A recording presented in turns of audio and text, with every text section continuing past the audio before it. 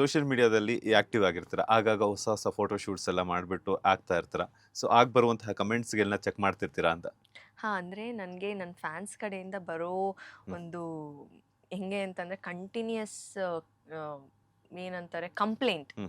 ಅಂತಂದರೆ ನೀವು ಫೋಟೋಸ್ ಹಾಕಲ್ಲ ಅನ್ನೋದೇ ನನ್ನ ಮೇಲಿರೋ ಕಂಪ್ಲೇಂಟ್. ಹ್ಮ್. ಯಾಕೆಂದರೆ ನಾನು ತುಂಬ ರೇರು ಹ್ಮ್. ನಾನೊಂದು ಫೋಟೋ ಹಾಕಬೇಕು ಅಂತಂದರೆ ಒಂದು 2-3 ತಿಂಗಳಾದ್ಮೇಲೆ ಒಂದು ಫೋಟೋ ಬರುತ್ತೆ. ಹ್ಮ್. ಸೊ ಆ ಥರ. ಸೊ ಇವಾಗ ಸ್ವಲ್ಪ ಸ್ಟಾರ್ಟ್ ಮಾಡಿದ್ದೀನಿ ನನಗೆ ಸ್ವಲ್ಪ ಟೈಮ್ ಸಿಕ್ಕಿದೆ ಹ್ಮ್. ದಟ್ ಅವ್ರ ಜೊತೆ ಮಾತಾಡೋದಕ್ಕೆ.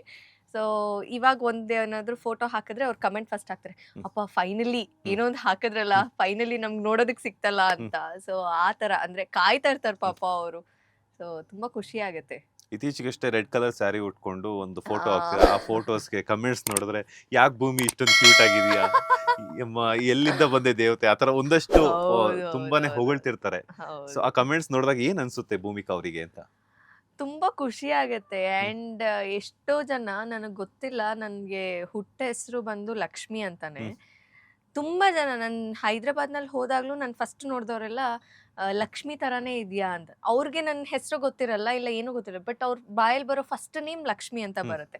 ಆ್ಯಂಡ್ ಇಡೀ ಕರ್ನಾಟಕ ನನ್ನ ಲಕ್ಷ್ಮಿ ಅಂತಾನೆ ರಿಸೀವ್ ಹ್ಮ್. ಮಾಡ್ತು. ಸೊ ಅದೊಂದು ಖುಷಿ ಇದೆ. ಆ್ಯಂಡ್ ಕಮೆಂಟ್ಸ್ನಲ್ಲಿ ತುಂಬ ಜನ ಲಕ್ಷ್ಮಿ ಥರನೇ ಕಾಣಿಸ್ತಾ ಇದ್ದೀರಾ, ಅಷ್ಟೇ ಲಕ್ಷಣವಾಗಿದ್ದೀರಾ ಹ್ಮ್. ಅಂತ. ಬಿಕಾಸ್ ಎಷ್ಟೋ ಜನ ಹೆಣ್ಮಕ್ಳಿಗೆ ಹ್ಮ್. ಸಂಪ್ರದಾಯಸ್ಥವಾಗಿ ಕಮೆಂಟ್ಸ್ ಬರೋದು ಕಡಿಮೆ. ಹ್ಮ್. ನನಗೆ ಅದರಲ್ಲಿ ತುಂಬ ಹೆಚ್ಚಿಗೆ ಬರುತ್ತೆ. ಹ್ಮ್. ಸೊ ಅದೊಂದು ಹೆಮ್ಮೆ ಇದೆ ನನಗೆ.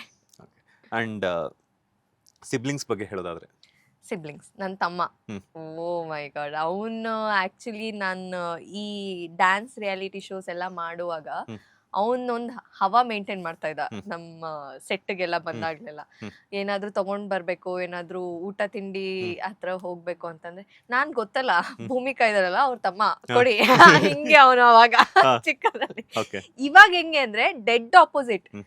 ಭೂಮಿಕಾನ ನನ್ಗೆ ಗೊತ್ತೇ ಇಲ್ವಲ್ಲ ಅಂತ. ಹ. ಯಾಕೆಂದ್ರೆ ಭೂಮಿಕಾ ಅಂದ್ರೆ ಅವ್ನಿಗೆ ಇಂಪಾರ್ಟೆನ್ಸ್ ಕೊಡಕ್ ಸ್ಟಾರ್ಟ್ ಮಾಡ್ಬಿಡ್ತಾರೆ. ಅವ್ನಿಗೆ ಹೆಂಗೆ ಅಂತಂದ್ರೆ ನನ್ಗೆ ನಿನ್ ಹೆಸರಿಂದ ಇಂಪಾರ್ಟೆನ್ಸ್ ಬೇಡ ನನ್ಗೆ ಹ್ಮ್. ಹ್ಮ್. ಅಂತಾನೆ. ಹ್ಮ್. ಹ್ಮ್. ಸೊ ಅವಾಗ ಇದ್ದಿದ್ದು ಬೇರೆ, ಇವಾಗಿರೋದು ಬೇರೆ. ಬಟ್ ಅವ್ನು ಇವಾಗ ತುಂಬಾ ಮೆಚ್ಯೂರಿಟಿ ಬಂದ್ಮೇಲೆ ಅವ್ನು ಆತರ ಆಗ್ಬಿಡಿಯಾನೆ. ಅವ್ನು ಕಾಲೇಜಸ್ಗೂ ನನ್ನನ್ನು ಕರ್ಕೊಂಡು ಹೋಗಲ್ಲ. ಹ್ಮ್. ನಾನು ಹೋಗ್ಬಿಟ್ರೆ ಎಲ್ಲರೂ ತುಂಬ್ಕೊಂಡ್ಬಿಡ್ತಾರೆ, ಇಲ್ಲ ಹ್ಮ್. ಮಾತಾಡ್ಸ್ಬಿಡ್ತಾರೆ, ಗೊತ್ತಾಗ್ಬಿಟ್ರೆ ಹ್ಮ್. ನನಗ್ ಬೇರೆ ಅಟೆನ್ಷನ್ ಕೊಡ್ತಾರೆ, ಬೇಡ ಅಂತ ಹ್ಮ್. ಕರ್ಕೊಂಡೇ ಹೋಗಲ್ಲ ಅವನು.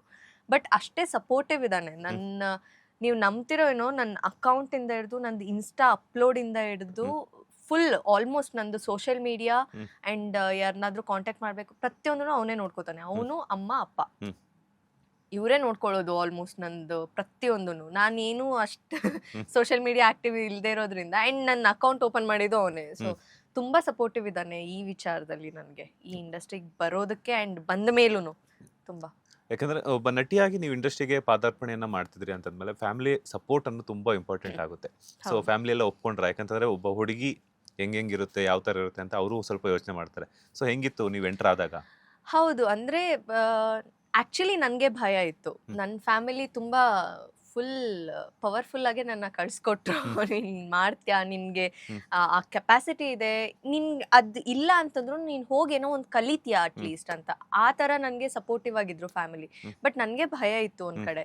ಬಟ್ ನಾನು ಈ ವಿಚಾರದಲ್ಲಿ ಮೇ ಬಿ ನಾನು ಬ್ಲೆಸ್ಡ್ ಅನ್ಸುತ್ತೆ. ಹ್ಮ್. ಯಾಕೆಂದರೆ ಫ್ಯಾಮಿಲಿನೇ ನನ್ನ ಈ ಇಂಡಸ್ಟ್ರಿಗೆ ಒಂದು ಹುರಿದುಂಬಿಸಿ, ಹ್ಮ್. ಇಲ್ಲ ನಿನ್ನ ಕೈಲಿ ಆಗತ್ತೆ ಅಂತ ಕಳಿಸಿದ್ದು ನನ್ನ ಫ್ಯಾಮಿಲಿನೇ. ಹ್ಮ್. ಆ್ಯಂಡ್ ಎಷ್ಟೋ ವಿಚಾರದಲ್ಲಿ ನನ್ನ ಎಲ್ಲ ಕಡೆ ಕೇಳ್ತಾರೆ, ಏನು ಅಷ್ಟು ಬೇಗ ಅಷ್ಟು ಈಸಿಯಾಗಿ ಒಪ್ಕೊಂಡ್ರೆ. ಆ್ಯಂಡ್ ಇವಾಗ್ಲೂ ಎಷ್ಟೋ ಜನ ನನ್ನ ಫ್ರೆಂಡ್ಸಲ್ಲೇ ಇನ್ನೂ ಫ್ಯಾಮಿಲೀಸ್ ಒಪ್ಕೊಂಡಿಲ್ಲ. ಹ್ಮ್. ಹೀರೋಯಿನ್ಸಲ್ಲೇ ನನ್ನ ಫ್ರೆಂಡ್ಸ್ ಇದ್ದಾರೆ ತುಂಬ ಜನ. ಹ್ಮ್. ಆ್ಯಂಡ್ ಇವಾಗಲೂ ಕೂಡ ಅವರು ಇಲ್ಲ, ಈ ಇಂಡಸ್ಟ್ರಿಗೆ ಬಂದಿದ್ದಕ್ಕೆ ನಮ್ಮ ಮನೆಯಲ್ಲಿ ಮಾತಾಡ್ತಿಲ್ಲ ಆ ಥರ ಎಲ್ಲ. ಬಟ್ ಆ ಥರ ಎಲ್ಲ ನೋಡೋಕೆ ಹೋದರೆ ನನ್ನ ಫಸ್ಟ್ ಭಾಗ್ಯಲಕ್ಷ್ಮಿ ಒಪ್ಕೊಳ್ಳುವಾಗ ನಾನು ಅಳ್ತಾ ಇದ್ದೆ. ಹ್ಮ್. ನಾನು ಬೇಡ, ನನಗೆ ಹ್ಮ್. ನಾನು ಡ್ಯಾನ್ಸ್ ಕಂಟಿನ್ಯೂ ಮಾಡ್ತೀನಿ ಆ್ಯಂಡ್ ನಾನು ಮೆಡಿಕಲ್ ಸೀಟ್ಗೆ ಹ್ಮ್. ಹೋಗಬೇಕು ಅಂತ ಎಲ್ಲ. ಹ್ಮ್. ಬಟ್ ಅವಾಗ ನಮ್ಮ ಮನೆಯಲ್ಲಿ ಇಲ್ಲ, ಎಲ್ರಿಗೂ ಈ ಆಪರ್ಚುನಿಟಿ ಸಿಗಲ್ಲ. ಹ್ಮ್. ಮೆಡಿಕಲ್ ಸೀಟ್ ಇವಾಗ ನಿನಗೆ ಸಿಗತ್ತೆ, ಹ್ಮ್. ನೀನು ನೆಕ್ಸ್ಟ್ ಡ್ಯಾನ್ಸ್ ಅಂತ ಎಲ್ಲ ಹೋಗ್ತೀಯಾ. ಸೊ ಆ ಮೆಡಿಕಲ್ ಸೀಟ್ ನೀನು ಹೋದ ಇದಕ್ಕೆ ನೀನು ಅಲ್ಲಿ ಏನಾದರೂ ಮಾಡಲೇಬೇಕು. ಹ್ಮ್. ನೀನು ಫುಲ್ 100% ನೀನು ಅಲ್ಲಿ ಇರ್ತೀಯ ಅಂದರೆ ನೀನು ಆ ಕಡೆ ಹೋಗು, ಹ್ಮ್. ಇಲ್ಲ ಅಂದರೆ ಬೇಡ ಹ್ಮ್. ಅಂತ ಹೇಳೋದು. ಅಟ್ ದ ಸೇಮ್ ಟೈಮ್ ನಾನು ಡ್ಯಾನ್ಸ್ ಬಿಡೋದಕ್ಕೂ ನಾನು ರೆಡಿ ಇರಲಿಲ್ಲ. ಹ್ಮ್. ಸೊ ಅವ್ರು ಅದೇ ಹೇಳಿದ್ರು, ಸೆಲೆಕ್ಟ್ ಒನ್. ಹ್ಮ್. ನೀನು ಡ್ಯಾನ್ಸ್ ಈ ಕಡೆನೂ ಮಾಡ್ತೀನಿ ಅದು ಮಾಡ್ತೀನಿ ಅಂತಂದರೆ ನೀನು ಡಾಕ್ಟರ್ ಆಗಿ ಎಲ್ರೂ ನೀಟಾಗಿ ನೀನು ಅದನ್ನು ಮೇಂಟೈನ್ ಮಾಡ್ತಾ ಹೋಗಬೇಕು. ಹ್ಮ್. ನೀನು ಅದನ್ನ ಅರ್ಧ ಇದರ್ಧ ಮಾಡಿಕೊಂಡು ನೀನು ಕನ್ಫ್ಯೂಷನಲ್ಲಿ ಬೀಳಬೇಡ. ಹ್ಮ್. So select one. ನೀನು ಈ ಕಡೆ ಬಂದರೆ ಟೋಟಲ್ ನೀನು ಇದ್ರ ಕಡೆನೇ ಇರ್ತೀಯ. ಹ್ಮ್. ಸೊ ನೀನು 100% ನೀನು ಕೊಡ್ತಾ ಇದೆಯಾ. ಹ್ಮ್. ನೀನು ಆ ಕಡೆ ಹೋಗಲಿಲ್ಲ ಅಂದರೆ ನೀನು ಒಂದು ಸೀಟ್ನ ನೀನು ವೇಸ್ಟ್ ಮಾಡಿದಾಗ ಆಗುತ್ತೆ, ಇನ್ನೊಬ್ರಿಗೆ ಸಿಗತ್ತೆ ಆ ಸೀಟ್ ಹ್ಮ್. ಅಂತ. ಸೊ ಅವಾಗ ಅನಿಸ್ತು ಓಕೆ ಫೈನ್ ನೋಡೋಣ ಥಿಂಕ್ ಮಾಡೋಣ ಅಳ್ತಿದ್ದವಳು ಕಣ್ಣೋರ್ಸ್ಕೊಂಡು ಓಕೆ ಏನೋ ಒಂದು ಥಿಂಕ್ ಮಾಡೋಣ ಅಂತ ಅಂದ್ಬಿಟ್ಟು ಫೈನಲಿ ನಾನು ಭಾಗ್ಯಲಕ್ಷ್ಮಿಗೆ ಒಪ್ಕೊಂಡೆ. ಓಕೆ ಸೊ ಐ ಥಿಂಕ್ ನಾನು ಈ ಇಂಡಸ್ಟ್ರಿಗೆ ಬರೋದಕ್ಕೆ ನನ್ನ ಪೇರೆಂಟ್ಸೇ ಕಾರಣ. ಓಕೆ ಡಾಕ್ಟರ್ ಆಗ್ಬೇಕಂತಂದ್ರೆ ಆಕ್ಟರ್ ಆಗಿದ್ದೀರಾ. Actor ಆಗಿದೆ. ಲೇಟೆಸ್ಟ್ ಹಾಗೂ ಇಂಟ್ರೆಸ್ಟಿಂಗ್ ಸುದ್ದಿಗಳಿಗಾಗಿ ಬಾಸ್ ಟಿವಿ ಕನ್ನಡ ಚಾನೆಲ್ನ ಸಬ್ಸ್ಕ್ರೈಬ್ ಮಾಡಿ. ಹಾಗೆಯೇ ಬೆಲ್ ಐಕಾನ್ ಪ್ರೆಸ್ ಮಾಡಿ. ಇದರ ಜೊತೆಗೆ ಫೇಸ್ಬುಕ್, ಇನ್ಸ್ಟಾಗ್ರಾಮ್, ಎಕ್ಸ್ನಲ್ಲೂ ಮಿಸ್ ಮಾಡದೆ ಫಾಲೋ ಮಾಡಿ.